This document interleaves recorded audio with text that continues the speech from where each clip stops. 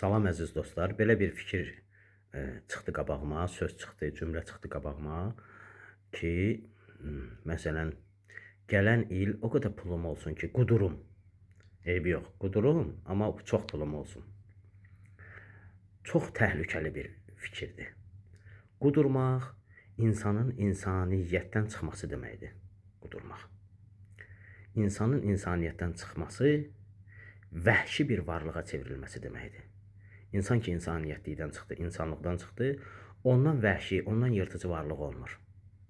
Belə olan surətdə o pul və qudurğanlıq ikisi bir yerdə gör insanı hansı cinayətlərə sövq eləyə bilər, hansı təhlükəli işlər görməyə sövq eləyə bilər.